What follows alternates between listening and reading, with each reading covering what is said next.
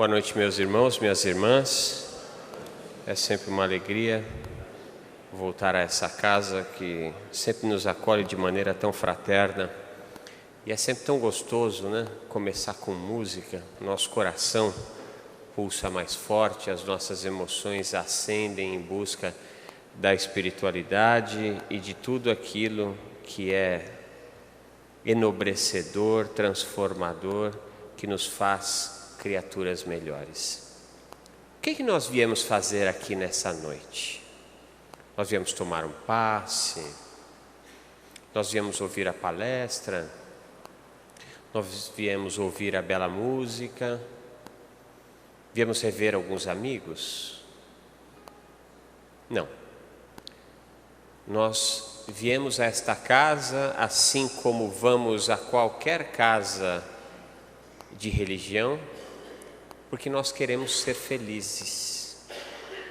Essa é a busca de todo ser humano, é a felicidade.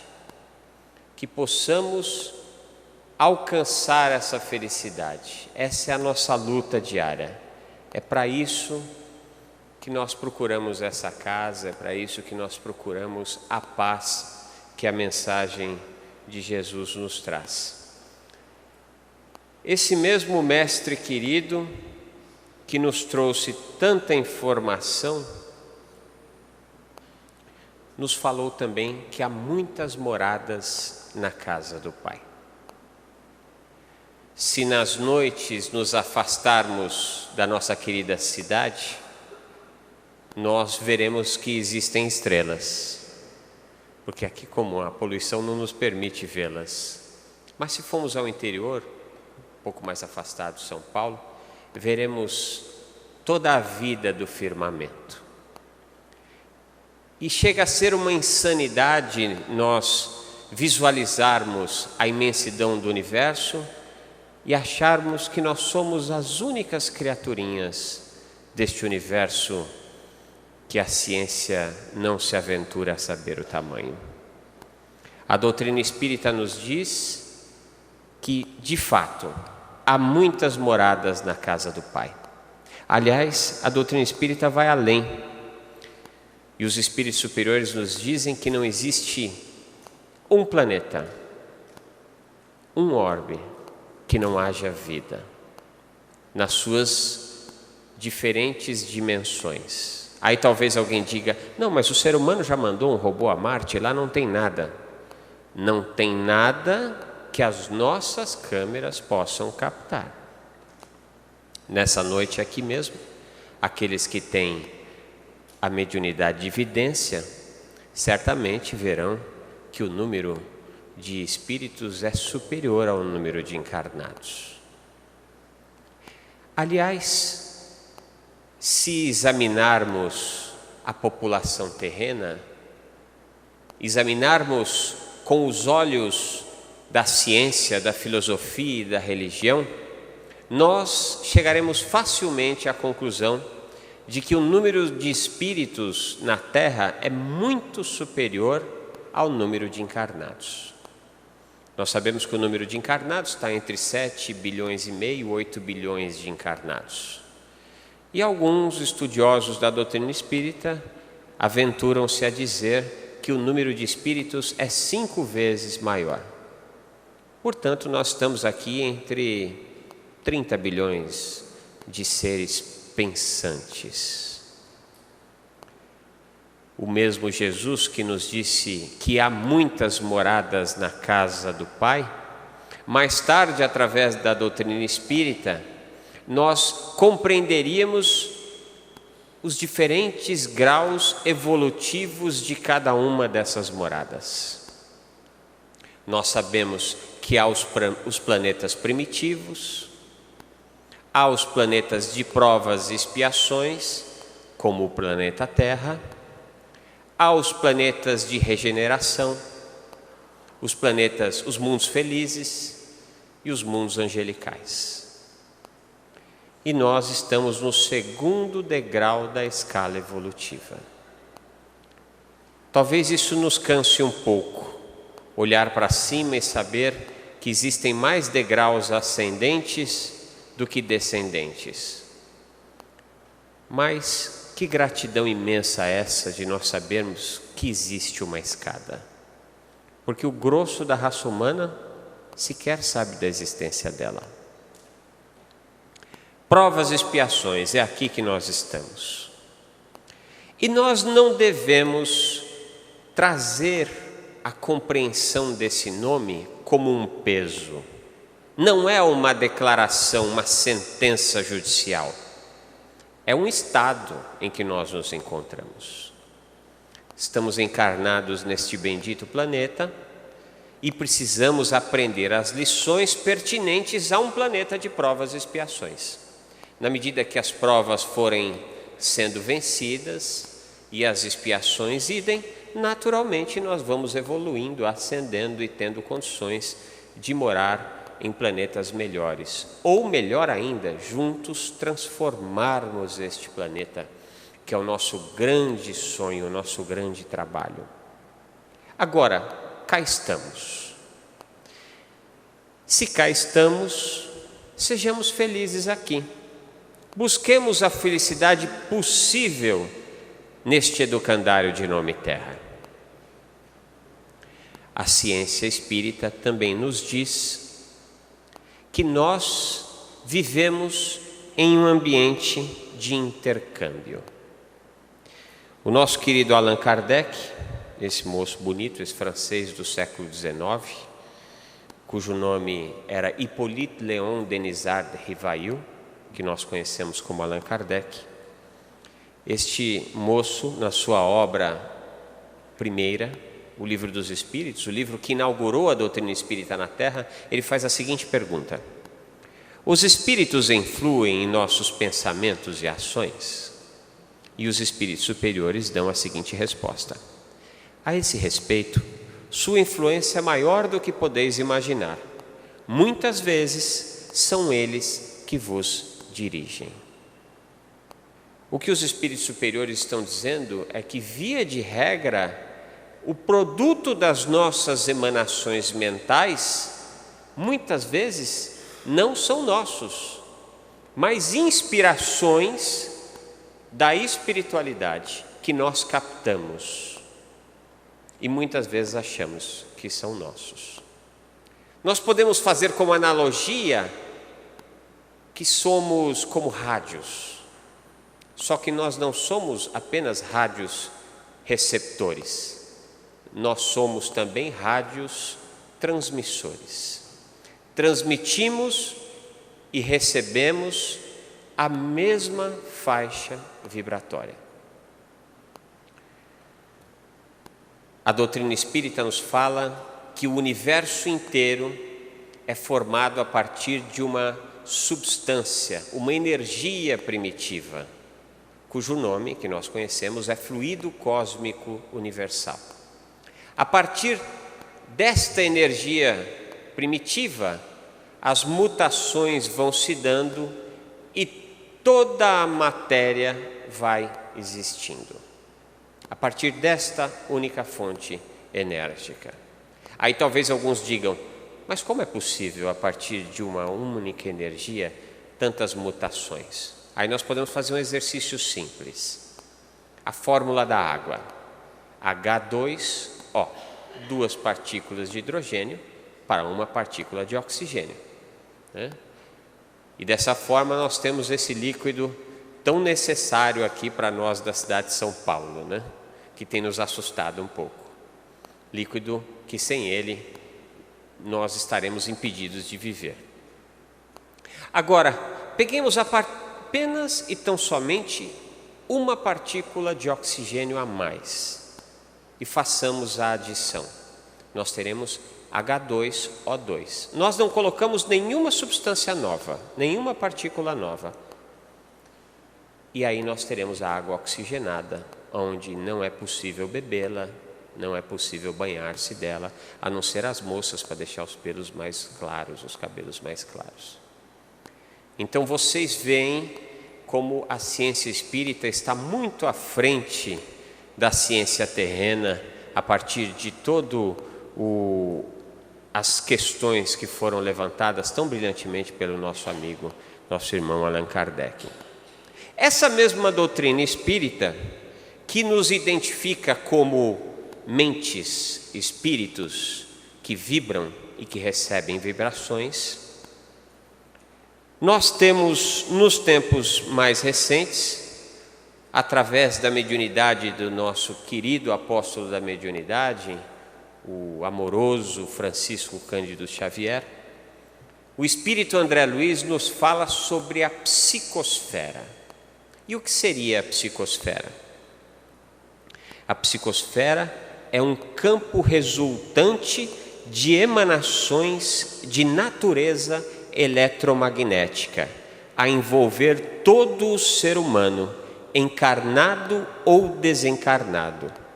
Reflete sua realidade evolutiva, seu padrão psíquico, sua situação emocional e o estado físico do momento. Se nós formos ao Pico do Jaraguá, por exemplo, no mês de julho, mês de julho, quando há o inverno em São Paulo, se nós tivermos a coragem de ir ao Pico do Jaraguá e olhar para a cidade de São Paulo, nós teremos um susto enorme. O que nós veremos? O céu azul, uma grossa camada de poluição marrom, e aí a gente jura que lá embaixo tem uma cidade. E a gente não entende como a gente consegue viver essa atmosfera de São Paulo. Isso é o que nós podemos ver. Agora imaginem o que é a psicosfera das cidades terrenas dos tempos atuais. Se a atmosfera nós a vemos escura, como será a psicosfera deste nosso querido planeta? Cheio de flores, um arco-íris, cheio de sabores, uma beleza ímpar. Quem são esses 30 bilhões de espíritos?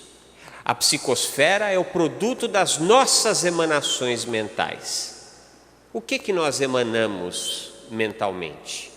Amor, paz, luz, fé, confiança, saúde. É isso que nós pensamos? Esses 30 bilhões de criaturas? Então imaginem o que é a psicosfera. Graças a Deus, né? A espiritualidade, os espíritos, os engenheiros siderais a comando de Jesus, fazem os fenômenos meteorológicos que saneiam a nossa psicosfera.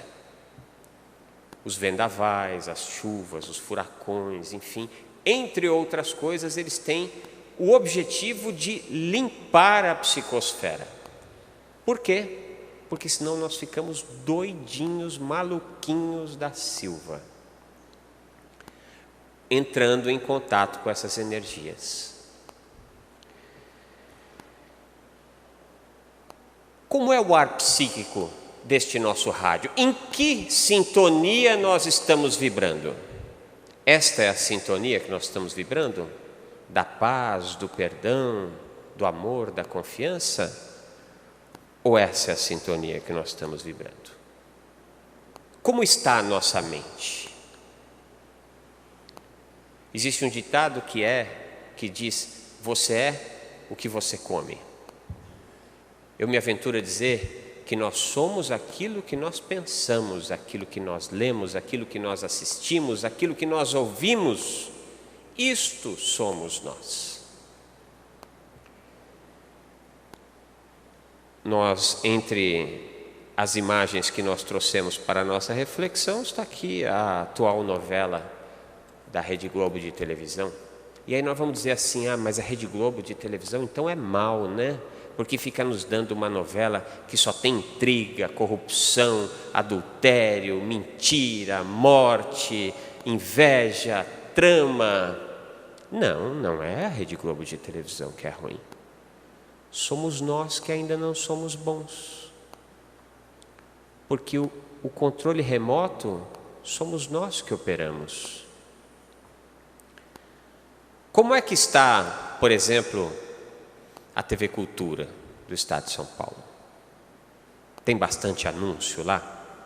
Eu vou vender meu peixe. A TV Mundo Maior, que é a TV que eu trabalho, da Fundação Espírita André Luiz? Tem anúncios na TV Mundo Maior? Agora, como é que está o anúncio dos programas policiais? Aqueles que na tela da televisão joga sangue, né? Sobram anunciantes. O dono da televisão não é culpado, nós é quem somos. Se nós escolhermos melhor as nossas escolhas do controle remoto, se nós pensarmos melhor, se nós escolhermos melhor o que ler, o que ouvir, o bom e o belo vai crescer no planeta Terra. E nós então construiremos um planeta bem melhor. Agora, isso é um trabalho que depende de nós. A gente vem à casa espírita,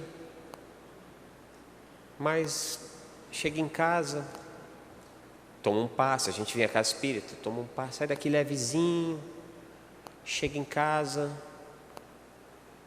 vai dormir, antes faz uma prece, aí depois da prece a gente liga na televisão e está passando aquele filme romântico chamado O Massacre da Serra Elétrica. Como é que vai ser a nossa noite? Como é que nós vamos atingir a espiritualidade? Porque todas as noites o nosso espírito se desprende do corpo. Após assistir o Massacre da Serra Elétrica, será que ele vai para nosso lar? Né? E aí lá no meio do Massacre da Serra Elétrica bateu uma fominha. E a gente vai e resolve assar 500 gramas de picanha. E depois vai dormir. O nosso organismo está saudável, está tranquilo, para que nós possamos repousar? Ou pior ainda, às vezes a gente vai dormir assistindo um filme de amor, né? Uma bela história romântica. E aí a gente dorme e o próximo filme é o Massacre da Serra Elétrica. E a gente fala, nossa, tive pesadelo a noite inteira. Claro! O corpo mandou uma mensagem o tempo inteiro para o espírito: nós vamos ser cerrados ao meio. Nós vamos ser cerrados ao meio. Então, acho que esse é um dos trabalhos que a gente tem que fazer. Colocar o timerzinho na televisão. Primeiro escolher aquilo que a gente vai assistir antes de entrar para a espiritualidade, né? As nossas escolhas de leitura, as nossas escolhas musicais, enfim. Nós precisamos fazer o nosso trabalho. Às vezes, nós, no planeta de provas e expiações, a gente espera muitas vezes que os outros façam as coisas para a gente. Um dos trabalhos que eu tenho a oportunidade de fazer, já contei isso algumas vezes aqui nessa casa, mas acho que é importante para o nosso estudo dessa noite voltar a contar. Um dos trabalhos que nós temos a oportunidade de fazer é uma quinta-feira por mês, a gente vai a um presídio de São Paulo.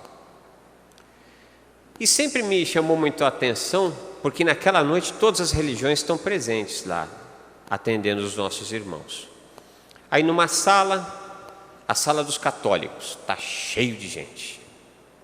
A sala dos evangélicos, tem gente vazando pelo ladrão.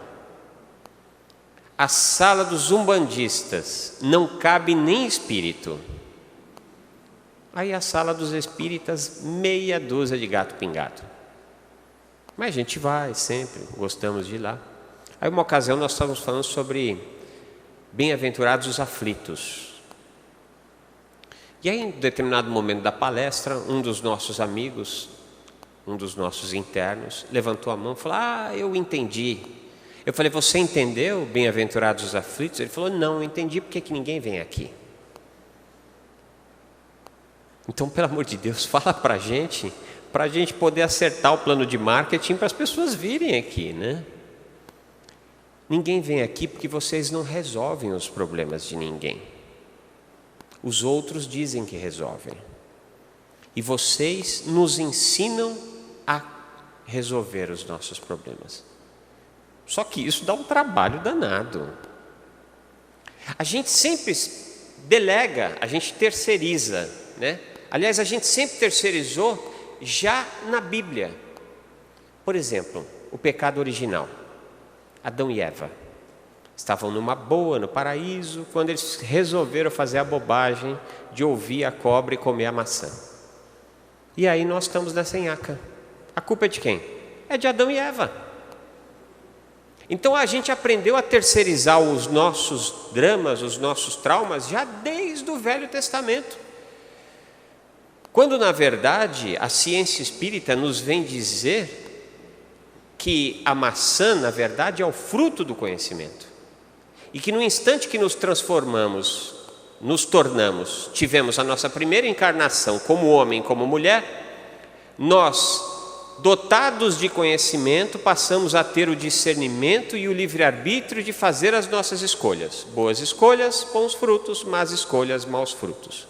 Nós não fomos banidos do paraíso, nós fomos convidados a construir o paraíso dentro de nós. Então uma das coisas que a gente precisa fazer é parar de terceirizar problema. Não é o nosso pai que não nos deu uma boa criação, a nossa mãe, não é o nosso marido, a nossa esposa, o nosso filho, o nosso emprego, o nosso patrão, o nosso governo. É sempre individual, é de foro íntimo, começa aqui dentro. Isso dá um trabalho danado, porque é mais fácil você dizer que é o outro. Agora, quando você chama a responsabilidade para você e fala, não sou eu vou ter que resolver isso aí. Aí isso exige uma quebra de cultura. E o ser humano, ele adora as zonas de conforto. Quando a gente tem que sair da zona de conforto, a gente sofre. Está tudo bem na nossa empresa, de repente muda o gerente e traz novos desafios, a gente se incomoda, mas estava bom daquele jeito, por que tinha que mexer? Só que nós somos seres em constante evolução. E para que se dá essa evolução? Justamente para que a gente mude, para que a gente cresça, para que a gente aprenda e principalmente, meus irmãos, minhas irmãs, para que a gente saia da condição de assistencialista. Alguns anos atrás eu trabalhava na TV Cultura. E televisão, hoje melhorou muito, mas na época a televisão era a casa do capeta, se ele existisse, né? Todo mundo cheirava, todo mundo fumava, todo mundo pegava todo mundo bebia muito, né? E tinha um grupo lá, eram 3, andavam sempre juntos, mas era uma galera do barulho, aquele pessoal que botava para quebrar. E um dia eles me viram lendo um livro espírita, falaram, você é espírita? Eu falei, sou. Eles falaram assim, e nós também. Eu olhei e falei, gente, meu Deus do céu, qual que é o centro espírita que esses camaradas vão, né? Olha como é a nossa maldade, né? Nós também. Todas as sextas-feiras, nós vamos na Federação Espírita do Estado de São Paulo, tomamos o nosso passe, depois a gente vai fumar a nossa maconha, jogar o nosso snooker. Adianta? É preciso que nós saiamos do assistencialismo e que sejamos nós os artífices da nossa transformação. Aliás, eu costumo dizer que nem Jesus e nem Deus dá nada para ninguém. Deus nos deu a vida, nos deu o universo para que nós, a partir das nossas escolhas, possamos fazer a nossa iluminação. E Jesus esteve conosco fisicamente 3 ou 4 anos, trouxe-nos uma mensagem ímpar a partir do seu sacrifício pessoal, e essa mensagem está aí, para que nós utilizemos essa mensagem para a nossa mudança íntima, para que nós saiamos da condição de pedintes e possamos entrar na condição de ofertantes. Aliás, nós não podemos nos esquecer que Jesus tinha uma técnica de cura muito interessante. Geralmente, ele evangelizava, mudava o psiquismo. Depois que ele mudava o psiquismo, ele curava. E depois ele falava uma palavrinha mágica, que é a mais importante delas todas: a tua fé te curou. Ele nunca disse, eu curei você. Procurem no Evangelho. A tua fé te curou. Vá e não peques mais. Para quê? Para que você não se desarmonize de novo. Saia da posição de vítima. Você não é vítima, a não ser de você mesmo. No seu célebre discurso, o Sermão da Montanha, este discurso que ainda ecoa pelos tempos, esse discurso que é tão perfeito que uma vez Mahatma Gandhi, perguntado se os livros e as bibliotecas da Terra fossem destruídas, o que seria da humanidade? E ele, que não é cristão, disse: se todos os livros e todas as bibliotecas fossem destruídos e restassem apenas o Sermão da Montanha, ou o Bhagavad Gita, que é o livro da religião dele, a humanidade estaria salva. E Jesus, o Sermão da Montanha, encerra o seu discurso dizendo: que brilhe a vossa luz. Nesse momento, Jesus nos exortava a que mudássemos o nosso psiquismo, passássemos a ver a vida com outro colorido, crendo e trabalhando para a mudança. Sempre é interior. A mensagem está aí, ecoa pelos milênios, nos convoca à iluminação, mas nós preferimos a zona de conforto. Eu costumo dizer que os autores da Terra quase sempre são médiuns, 99% das vezes são médiuns. Acham, mesmo os autores que não são espíritas, acham que estão criando uma obra a partir do seu imaginário, mas muitas vezes são médiuns. Tem ali uma equipe de 4 ou 5 que estão junto com eles escrevendo uma obra. Se forem espíritos iluminados, escrevendo uma obra de luz. Se forem espíritos conturbados, uma obra de dor. Quer ver, por exemplo, o nosso querido Bram Stoker. Bram Stoker escreveu uma das obras mais filmadas de todos os tempos, a história do Conde Drácula. E notem que curioso, quando é que o vampiro entra na casa das pessoas? Ele precisa ser convidado. Quem que nós estamos convidando a participar da nossa casa mental? Com aquilo que a gente assiste, com aquilo que a gente fala, com aquilo que a gente lê, com aquilo que a gente ouve, com aquilo que a gente vibra. Uma ocasião, há uns bons anos atrás, eu estava numa agência da Caixa Econômica Federal, me lembro até qual que era a agência, não me lembro exatamente o que estava fazendo, mas estava na fila do caixa, e tinha 2 senhoras na minha frente, tendo um papo muito amoroso, né? Um papo muito culto, muito iluminado, né? No papo delas, elas descreveram mais ou menos uns 40 assassinatos, uns 30 estrupos, né? Porque elas falavam: você viu, fulano estrupou Beltrano, ainda estupravam a língua portuguesa, coitadinhas. E naqueles 15 longos minutos, elas descreveram toda a desgraça humana. E não estavam sozinhas, eram 2 encarnadas, mais 5 ou 6 espíritos vibrando na mesma faixa. Existe um conto oriental que narra a seguinte trajetória. Um homem morava em uma cidade e nessa cidade ele era muito infeliz. Segundo ele, ninguém naquela cidade prestava, a cidade era suja, barulhenta, as pessoas eram invejosas, egoístas, fofoqueiras, ali não havia nada de bom. Ele cansou-se da cidade e resolveu sair em andança procurando uma cidade melhor do que aquela. Após muito procurar, à frente, no portal de uma cidade, ele encontra um sábio. E ele pergunta ao sábio: velho e bom sábio, como é essa cidade? Eu venho de outra cidade, estou procurando uma cidade nova para eu morar.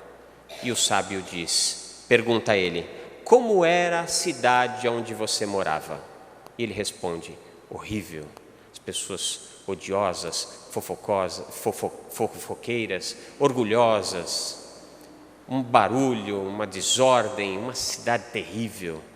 E o sábio diz a ele: meu filho, esta cidade é exatamente igual. E ele vai embora. Só que logo atrás vem um outro rapaz, cantarolando, feliz da vida, para à frente, no portal da mesma cidade, onde está lá o sábio, e ele pergunta: velho e bom sábio, eu estou me mudando de cidade, estou procurando uma nova cidade para eu morar, e eu gostaria de saber como é que é esta cidade aqui. E o sábio pergunta a ele: e eu pergunto a você, como era a cidade onde você morava? Era uma maravilha, arborizada, as pessoas muito amigas umas das outras, os pássaros cantando, flores por todos os cantos. E o sábio diz a ele: então, por favor, entre, porque esta cidade é exatamente igual à sua. É sempre de foro íntimo. Se não estivermos íntegros, se não estivermos resolvidos com os nossos dramas, com os nossos traumas, se não nos amarmos e não estabelecermos um plano de mudança interior, aonde quer que nós vamos, a desordem irá conosco. É sempre interior. E é claro, graças a Deus a gente tem condições hoje, nós que estamos nessa casa de amor, já estamos em busca dessa transformação, né? A espiritualidade é uma das possibilidades tantas que nos são trazidas pela divindade para que nós saiamos da faixa vibratória negativa, apontando o nosso rádio, a antena do nosso rádio, para o bem, para o belo. Mas vocês acham que vai funcionar se a gente procurar a espiritualidade assim, ó?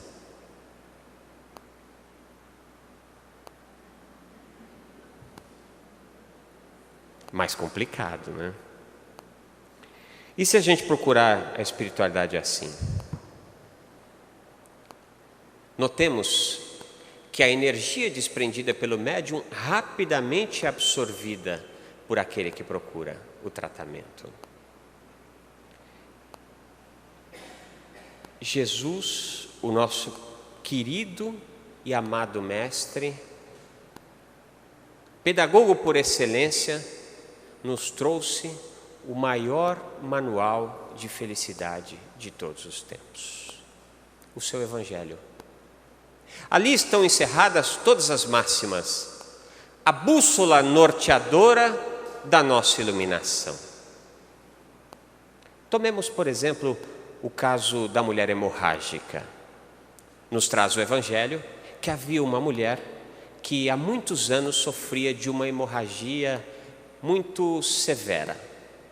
Não havia médico que conseguia estancar aquela hemorragia. E ela havia ouvido sobre um certo rabi da Galileia, de nome Jesus, que era um importante milagreiro. Tinha feitos interessantíssimos nas cercanias de Jerusalém. E soube também que Jesus passaria na sua cidade. E ela, ávida por receber as curas de Jesus, buscou Jesus por onde ele passaria. Só que onde passava Jesus, centenas de pessoas estavam atrás daquele ser. E ela não conseguiu chegar a Jesus. Mas num ato de fé, ela esticou suas mãos e de leve tocou as vestes de Jesus. E Jesus para. Alguém me tocou. E Pedro diz: mestre, como saber quem te tocou? A multidão está aqui. E Jesus diz: de mim saiu virtude. E aquela mulher foi curada de sua hemorragia. Notem, Jesus não impôs as mãos sobre elas. Ela buscou a frequência de amor e de paz com a fé que tinha. E nós, os nossos dramas, os nossos traumas, os nossos medos, aquilo que nos faz sofrer, vamos procurar Jesus. Ah, mas Jesus não está mais aqui. Claro que está. Ele nunca foi embora.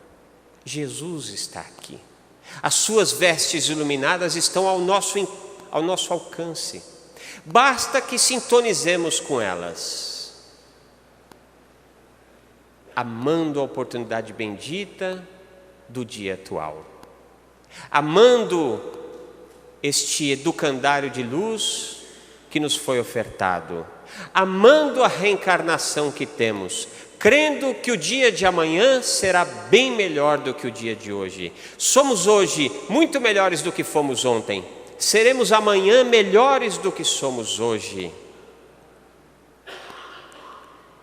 E não nos esqueçamos de que se a nossa cruz pesar, Jesus nos deu o exemplo. O que é a Via Crucis? Jesus caminha carregando a sua cruz. Na visão católico-judaica, nós imaginamos que ele estava sofrendo. Eu quero crer que não. Jesus estava exultante, pois ele estava às vésperas de marcar o tempo entre antes e depois dele. O seu evangelho bendito estava criando raízes profundas na terra. Tudo o que ele havia planejado estava acontecendo. Mas a cruz pesou-lhe e ele caiu. E eu arrisco dizer que a cruz não lhe pesou, porque os ombros de Jesus são largos. Mas ele caía para dizer para nós: quando a tua cruz pesar e você cair, levante-se. E se cair, levante-se. E se cair de novo, levante-se de novo. E quando você não aguentar, aparecerá um Simão Cirineu para te auxiliar. E ele não vai carregar a sua cruz, mas ele vai te ajudar a carregar a sua cruz. Porque no Calvário, Jesus não abandonou a cruz. Ele é abraçado a Simão Cirineu e os dois foram felizes carregando a cruz. E ele venceu. Essa é a proposta que Jesus traz para as nossas vidas. Basta que nós sintonizemos com essa mensagem de amor e de paz e que brilhe a nossa luz. Muito obrigado.